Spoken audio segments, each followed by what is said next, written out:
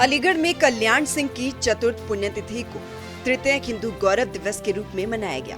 इस आयोजन में बतौर मुख्य अतिथि सीएम योगी आदित्यनाथ ने शिरकत की। वहीं यूपी के दोनों डिप्टी सीएम मौजूद रहे। कार्यक्रम में केंद्रीय शिक्षा मंत्री धर्मेंद्र प्रधान और बीजेपी की वरिष्ठ नेता उमा भारती भी मौजूद रही। उत्तर प्रदेश की बिगड़ी हुई हालात में उत्तर प्रदेश के अंदर कानून का राज कैसे होना चाहिए और सुशासन के लक्ष्य को कैसे प्राप्त किया जाना चाहिए, लेकिन विरासत और विकास की यात्रा कैसे साथ साथ चल सकती है, अपने छोटे से कार्यकाल के दौरान सरदेव बाबूजी ने उत्तर प्रदेश में करके दिखाया। और उसके उपरांत जब उनकी चुनी हुई सरकार को अलोकतांत्रिक तरीके से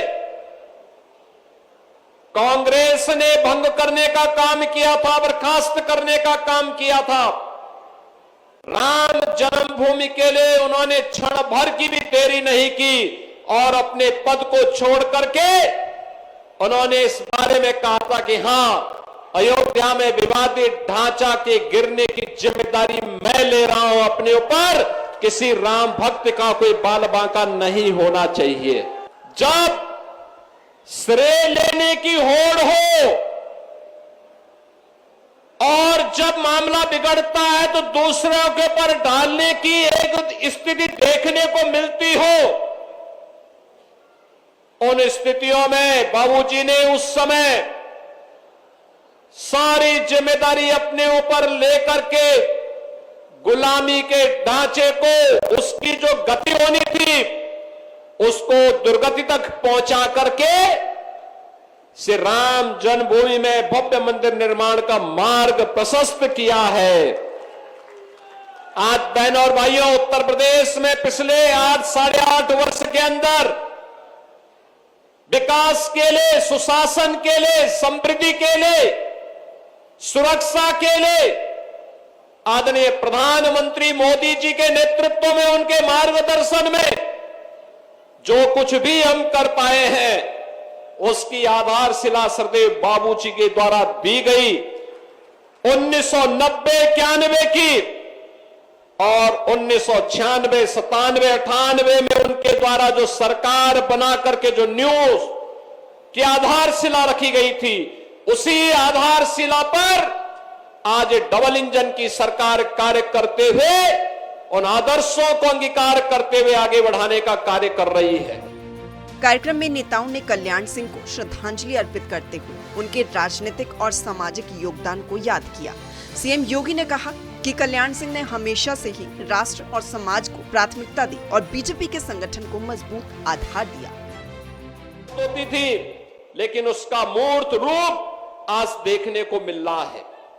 लेकिन जो लोग आज पीडीए की बात करके समाज की एकता को खंडित करना चाहते हैं, इनसे पूछना चाहिए, जब प्रदेश में दंगों की आग लगी थी, प्रदेश का नागरिक, चाहे वह अलीगढ़ के दंगे हो, बरेली के दंगे हो, मुजफ्फरनगर के दंगे हो, मेरठ के दंगे हो, जिन लोगों की बोलती दंगों के समय पीड़ित हिंदुओं के पक्ष में नहीं होती थी, पीड़ित में से दलित भी था, पिछड़ा भी था, व्यापारी भी था, सामान्य हिंदू भी था,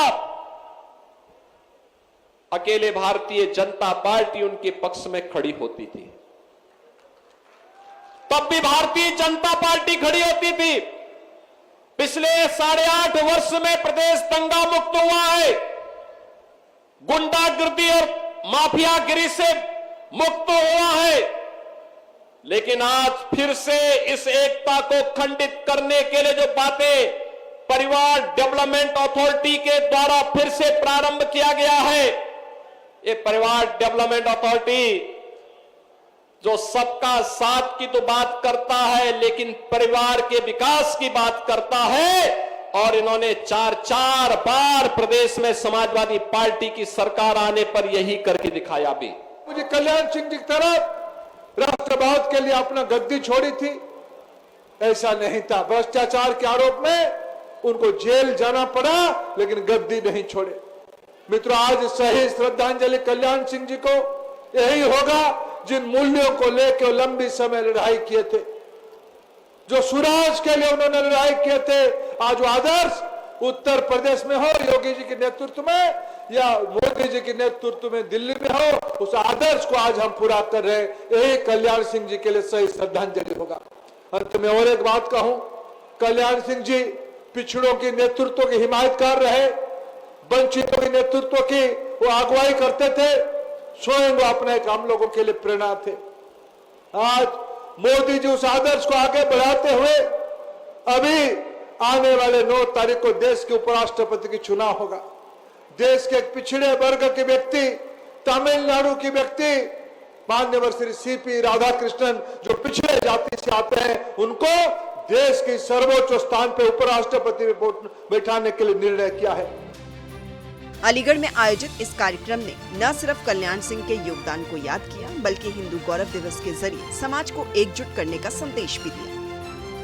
ब्यूरो रिपोर्ट, सूर्य समाचार।